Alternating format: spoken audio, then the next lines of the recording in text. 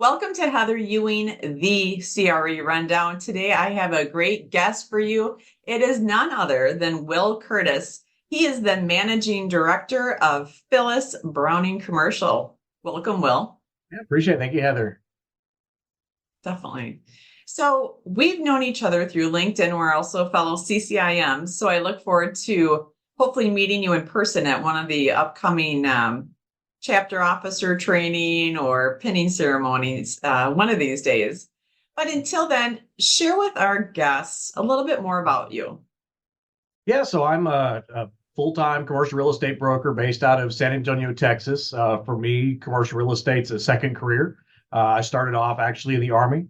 Thought that I was going to be a real estate investor. I was going to get out, get my degree, and be the smartest house flipper there ever was. And while I was in college getting an undergraduate in real estate, I had a fraternity brother who said, "Hey, I need somebody to answer the phones for us." And he ran a small little family run office, and I started there. And next thing he was like, "Hey, you want to show a space? You want to do a lease? You want to?" And next thing you know, here I was starting to do property management, and from there, kind of went through the property management, asset management track in my career until I don't know, 4 or 5 years ago, I moved into the full time brokerage side of things, and haven't really looked back since then. Right, definitely. Which is great. One of the interesting things in talking with various brokers and other CRE aligned professionals is there's either the straight track of someone knew they wanted to get into it, or it was kind of like you of, hey, we need someone to do this. And it's kind of neat to see how that path really paves itself, right? And I think it gives hope to people that may not be 200% clear on what they want to do, that great things can and do result from this. Yeah, and I think there's a lot of things in real estate that most people think, when you think real estate, you think, I'm gonna go sell a house. Like that's what most people think when they hear real estate. And then I think once you get into it, you realize that, well, I mean, there's appraisal, there's banking, there's the development, there's commercial versus residential. I mean, there's so many other aspects of what we can do in real estate. And I think once you kind of find where it is and what you enjoy, you're there. I think it's a little challenge to kind of figure that out early on. I just kind of lucked into commercial real estate and kind of lucked into property management, which kind of fit with me. And then, I think like most of us that are on the institutional side, we're like, man, we're paying those brokers a lot of money. Maybe I should figure out how to make that switch over to that side, and then realize the grass isn't always greener in those senses. Which is so true, right? And I think in life, there's always that tendency to think another area is where the jackpot is and there's no problems and it's effortless, right? But no one's going to experience that in any arena. But I think you point out something really important for people, that there are various ways to get into commercial real estate, and you can drive that both from a time perspective and also your values, what's important to you, and things of that nature. So I love that. Speaking of the arena, what are you enjoying most about brokerage and also growing your team? Yes, that's a loaded question. I know we could be here. Right. For me, it kind of comes down to my why. And I think over the last, I don't know, 4 or 5 years, it's kind of been, you get to that mid-career point, and you're like, okay, why am I doing this? What am I really doing? And for me, I really had to dive into my why, understand what my why was. And it really comes down to just being a force to help others achieve their goals. And it's kind of simply put. And if you kind of look at my career, even prior to the Army, I've always done that. So I've enjoyed, now that I've kind of stepped into the real estate brokerage side of things, I'm working with investors who, they're, not necessarily going out there and buying, hundreds of millions of dollars of assets, but they're buying something to get some cash flow to work on their retirement, to pay for their kids' college. Like those are real reasons that I'm a part of that, right? I'm not out there calling the shots. I heard somebody sit down and say that we as real estate agents forget that we're the help sometimes. And I think that's really kind of humbling, in that I'm just here to help them hit those goals and do all that. So that in the brokerage side, I love and enjoy that side of it. And then from the same side with bringing in new agents, and a lot of what we do here is we do take a lot of residential agents and teach them and train them and mentor them on how to kind of make that career path into commercial, which can be a little controversial among us commercial real estate folks. We kind of have a new residential. but finding those individuals that have the right capacity, have the right ideas of what they can do, I think absolutely um, can grow and can become great agents. We've got a few here that, again, kind of going into that why is they wanted to make the switch. They realized residential wasn't quite for them, but they take all the great habits they had from residential that made them successful, like answering the phone, calling back, speed the lead, those kind of things that maybe those of us on the commercial side can get a little slow on. I've got a couple voicemails I know I need to get back to this morning as well. For them, it's instantaneous. So they bring in a lot of great habits, and then teaching, training them, and giving them that mentorship to really become who they want to be and hit those goals that they want to hit. And you also bring up another interesting point too. Of I agree here in Wisconsin that there seems to be a great divide also between residential and commercial brokers. And a lot of it, I think, is part of it personality, right? And also immediate gratification versus longer term investments, putting in, generating to get a bigger end result. But what would you say are some of the maybe even three key factors of residential brokers shifting into the commercial arena that you've seen with your experience that tend to lend well for that conversion? So one of the things I think the residential agents a lot of times do a whole lot better than we do in commercial is really on the relationship building. Their clients are friends, and I think sometimes in us it's a business relationships, B2B, and they really get to know their clients. They really become friends with their clients, and I think they reach out very differently, and they connect very differently.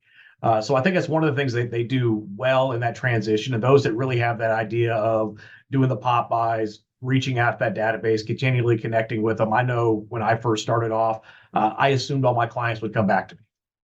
I quickly realized that is not the case. And as I started doing the math, I don't want to admit, because my wife may watch this, how much money we missed out on, because I just come back to me. And residential agents don't have that mindset. They know they have to go back out. They're kind of beating their head that they've got to continually work with their clients and continually build those relationships. I think the other side of it's really kind of mentioned before was speed the lead. Those that produce high for residential agents is something like if you can't respond within an hour, it's a dead lead. Like it's that fast, which, Wow. in commercial, I mean, I'll get back to them tomorrow, and it's a very different Right. line. I think when you start working with those individuals that have that mindset where they really are jumping out there, they really are going out there and having that speed the lead, they win business. As much as we like to say that, oh, they're going to shop around, they're going to do all that, we all know that some do. Some are just going to pick up the first person that actually returns a phone call and actually is willing to work with them. And, I think they've got a lot going on for there. And I think part of it's the market shifting, right? In commercial real estate, that baby boomer generation is definitely, the vast majority of those of us that are there, but that generation is starting to retire. They're starting to slow down. There's no, with COVID, we saw quite a few of them just say, you know what, I'm done. I'm gonna go ahead and step aside. I'm gonna refer to some of those junior guys. And you saw, mid-career folks like myself now finding ourselves in leadership positions, and we should be doing some of the biggest deals of our career. We should be in that phase, and quickly we're finding ourselves in management. And it's those smaller deals that somebody's got to pick up. And I think a lot of those residential agents are the ones that are realizing I can pick those up. I can do it. Where traditionally that would be our junior associates or our newbies that are kind of out there would be doing those deals, but they're being kind of thrusted into, that next level of deal as well. So Right. I think those are definitely things to kind of keep in mind, that the residential agents really do come in. And I think the other thing they do well is social media. They really are on social media. And granted, their social media is vastly different. That's definitely one of the things I coach, that, hey, we don't want to see pretty pictures. We don't want to see that kind of stuff. That's not going to sell nearly as well. Some of it does, but to the extent that they do, it's different. But they're not afraid to put themselves out there. They're not afraid to put on themselves on video. They're not afraid to tweet. They're not afraid to do all those things, because that's how they've built their business. And I think that's going to be one of the things that we see change, really through, this change in generations. I think we'll start seeing that. We'll see a lot of that start to change. Definitely. And one of the things I like too is that you were an early adopter of social media. What would you say was some of the greatest benefits from that? So I started off with LinkedIn, and again, we kind of talked about before we got started, right? I am absolutely an introvert. The idea of Mhm. cold calling, I'll do it, but man, I don't like it. The idea of going out and working a room and networking, I have to have a drink or two before I can go out and do it because that's just not how I'm wired. For me, LinkedIn was great because the algorithm says if you post once a day, that's what they want to see. Okay, that seems pretty low effort. I can get out there, put good work or good content out there and start attracting folks. And I was actually at a redevelopment authority for a while, and we kind of found that as we started putting it out there, this is pre-COVID, started putting it out there and going, we started finding more people were coming in and were finding us or finding out about the projects we were working on based off of my LinkedIn, where we closed a considerable amount of deals with two full-time business development reps. I was just the kind of asset management type role. My LinkedIn Right. pulling in, you know, not as much as the two full-time folks were, but significantly enough to make a note that we were able to pull in business. And I remember, some folks that had been around much longer than I, you're wasting your time, you're wasting your time. And then as soon as COVID hit, like we saw my social media following just expand because I was already there, I was already doing it. So for me, kind of being that early adopter in social media and LinkedIn helped tremendously. And that's part of the reason why I'm on TikTok, as much as I think it feels goofy and putting myself on video. I'm not doing the Yeah, dance, right? I'm not doing all that kind of stuff. But I mean, exactly. on TikTok, I think it's that same mindset is that as we see the generations start to change, and I think we're seeing that already, that baby boomer generation is not the ones that making all the decisions anymore. They're handing it off their kids. They're handing it off to that next generation, the older millennials or Gen X, which generally do use social media a little bit more, maybe millennials more than Gen X, but we see that decisions are made. You build relationships. There's a real connection to people that you meet on social media, and you build trust and you build kind of that relationship early on. So for me, I mean, it's the same thing like I did in LinkedIn, where I was probably 2 or 3, 4 years early. I see TikTok and Reels and those kind of things. The same thing is being early, and as that demographic really starts to trend, here I am already out there putting content. You can see I've got years worth of content that's out there, and I just didn't start it last week to try to get some business. It's something we're going to Right. focus on, forever. I even started with there's a brand new one that just came out last week. It's called No Place. It feels a lot like MySpace, but just kind of yeah, it's kind of weird. Definitely a different definitely a different vibe, but we're out there putting content on No Place, and if it goes anywhere, who knows? But you recycle some content and throw it out there, and we'll see if it goes anywhere. But just try to be early and be on the next trend. That's great. I think one of the really important things too, and I completely echo what you're saying about social media. And I started Abstract in 2020, so it was during the wild upset, and that's where I figured if I can't physically bring people in, that's when I started creating videos, and they were self-guided tours. So as you know, as a fellow broker, that what's important to anyone, whether it's a regional, a national firm, of what they're going to want to know, the different metrics. Mhm. I would share that in the video. They'd see the property, interior, exterior. And I remember even I was surprised that local and even the big nationals, it reached out. And I was just like, fascinating. And to me, I find that as a creative and artistic form. So to me, it's a great avenue and something that I enjoy. And I think that's an important point for people of find where your natural gifts and talents lie and invest in that arena consistently, whether it is cold calling, canvassing, videos, social media, a little blending of everything, because your point about being open to new trends, and it's not the same generation. We do have a lot of younger people coming into the industry, and you're going to have to market to them differently than the baby boomers. So I think that's important. And without a growth mindset, I don't know, you're just not going to be able to withstand all of the changes in commercial real estate or life in general. So I think it's really important to follow that. But I like your idea on No Place too. I'm excited to see where that goes. I'm not on there yet. It just came out literally last week. I don't know who. Okay. Somebody brought it up. Somebody said, "Hey, it's coming," and I was like, "Yeah." let's give it a try and see what happens. But Right, right, I think you're right in that it's also not all my marketing is not just social media. Um, right. we're cold calling, we're doing emails, we're doing all the traditional stuff as well. Social Yep, is just a part of it. And I think what I like with social media, other word first, other things, and we even see what happens in social media transcends into our other marketing is that we get actual reactions real time from our social media. It's like a drip campaign exactly. email campaign that you're out there doing already. But if nobody likes what you talked about, well, then they're probably not going to like it in your email campaign either. So Right. gives you some ability to go like, okay, okay, I had a 50% open rate and a 18% click through rate, and I'm doing great, but could you get it better? And that social media can give you real time examples, and so social media can be a little mean sometimes too. So Right. what doesn't work as well very quickly.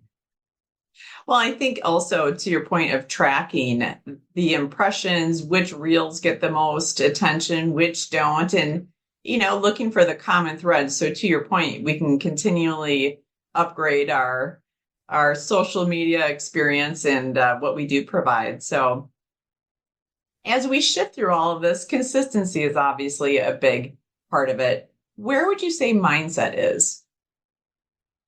My mindset. Uh, How does mindset feed into commercial real estate?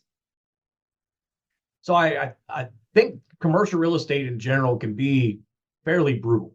Um, we were talking a little bit Yes. started as well, right? Is that the timelines that it can take. I've had lease deals that have taken 2 years to complete, right? And then the construction was another year. So by the time I met the client, I was 3.5 years before I finally got everything I was owed on a deal, right? That timeline is huge.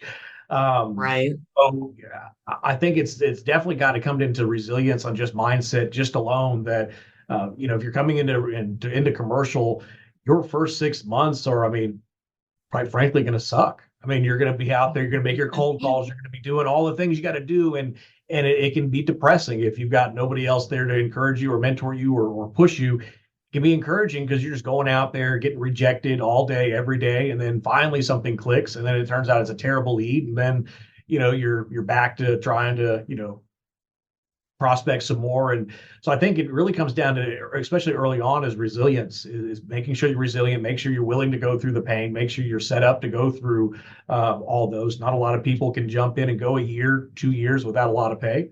Uh, that's what we ask. A lot of times we ask commercial real estate brokers to come in and do is to go without pay for the first year or so while they build that business. So I think that resilience has really got to come into it, and then from there, just kind of being that optimist to an extent as well. Hey, it's going to happen. It's going to get better. And I think that's any sales role, but coming in and having that mindset as well as being serving others. I think Definitely. definitely seen brokers come out there and serve themselves and what's the best deal for them and how can they make the most money, but a few of them will make it long term. A few of them will stick around forever, but the vast majority of them, their turnaround is pretty quick. In a market like we've got here in San Antonio, there's about 1,000 of us doing commercial real estate full time. It's definitely a relationship business. And like you said, it's the long term. So if you don't have that type of mindset, it's not going to be pretty. And that's where they do last a few years and then they're gone. And I think for getting into commercial real estate, I think it's 75% or more that actually drop out within year one. Yeah, And to your point, to me that seems like an accurate stat. And to your point about resilience and things of that nature, you have to be self-driven yourself, but also have a great mentor or someone to help guide you, because otherwise, I don't know how you'd ever make it through. no, I completely agree. And with that relationship, I mean, if there's, in San Antonio, there's 1,000 people, you start looking at product types. I do office industrial, right? So I probably work with, 300-ish or so brokers on a regular basis, right? So very quickly, if I do something wrong or do something a little shady, they're gonna know pretty quickly. And very quickly you can make a couple phone calls. Hey, have you done a deal with so and so? Hey, I've done, what's going on here? That reputation goes quick. So Definitely. absolutely can kind of destroy what you're trying to build. And if you're being shady while you're trying to form your business, I mean, that's 75%. I've heard 80% is somewhere in there. I would say even for us, as we bring in training cohorts, we usually bring in 10 to 15 people for a training cohort.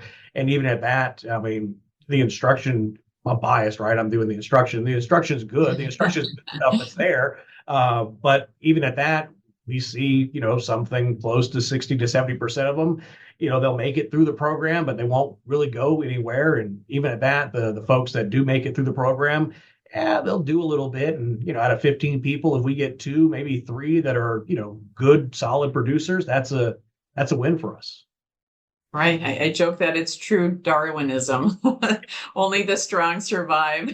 Absolutely. Absolutely. But my final and most important question for you, Will, is what does living fully mean to you? Yeah, so you at least prep me on that question. That's a tough one through, right? What I think it's living fully is for me, it's living to that why, right? Understanding what motivates you, what excites you, and then living in that realm. Again, I think I mentioned before that, a handful of years ago, I really had to dig into why. What is it that made me tick? Why was I not happy? It actually came from my wife talking about, hey, you're coming home and you're just not happy every day. Like, why? And I realized very quickly that the client base I was serving just wasn't who I wanted to work with anymore. It wasn't there. I wasn't helping them grow. It was just very transactional. And as I sat down to kind of figure out my why, what made me tick and what I enjoy and what I don't enjoy, started to build my business based off that. And it goes back to, wanting to help others. And I'm a bit of a nerd. So I like the fact of sitting down, researching, finding the data, and then going out there and presenting that data, whether it's for a client that's trying to find a new lease space, if it's an investor, finding that data, or even teaching for things like CCIM or universities or what have you. Finding that why and then just living towards that why. To me, that's living fully, is just understanding that why and going after it. That's perfect. And I think something that's really important within what you just shared was taking the time out to analyze what brings your energy up, what robs you of it, and starting to put together a new picture. Because I think sometimes we all get really familiar with our routines, even if we don't like some of them, and taking the courage to step back and really ascertain what you enjoy, what you don't, and then shifting your business, which can be scary, right? Because it's our bread and butter and you've got a family to support. And so I think it's well worth the time. And I think if more people did it, they too would be able to experience those shifts that you've created for yourself and family. So that's a big kudos to you, Will. It's really scary. I mean, I'm not going to lie. It was absolutely scary to shift from being a traditional broker or to doing traditional brokerage to try to move into more of a research consultant type role, moving into more education and those kind of things. Vastly different from my business. But again, if you start looking back, most people don't know this, I was a minister prior to the Army. Like, I've been researching, teaching, presenting forever. Even while I was in the Army, that's what I ended up finding myself do, was doing the researching and then doing the training and presenting for the unit. So as you start really soul searching, going back, you'll find what you're good at because you've been naturally doing it forever. It's just figuring out what you keep being gravitated towards and then finding yourself more fulfilled. I love that. And I didn't realize that about you. So see, I learned something new today. Well, on that note, Will, what a great way to end this podcast, because as people soul search, they are going to find those answers. And then it's believing in yourself, having some type of faith or something, and moving forward into that new life that you create. So I love that. So thank you very much for joining me today. And how can people connect with you? Yeah, so you can find me easily. We talked a lot on social media, right? So for me, I'm easy. Yeah. I'm at Bill Curtis, CCIM, on all platforms. And then as well, you can find me, at Phyllis Browning Commercials website or Phyllis Browning Company's website, or my email is wcurtis@phyllisbrowning.com. Perfect. Thanks so much for joining me, Will. Appreciate it. Thank you, Heather. You bet. Bye-bye.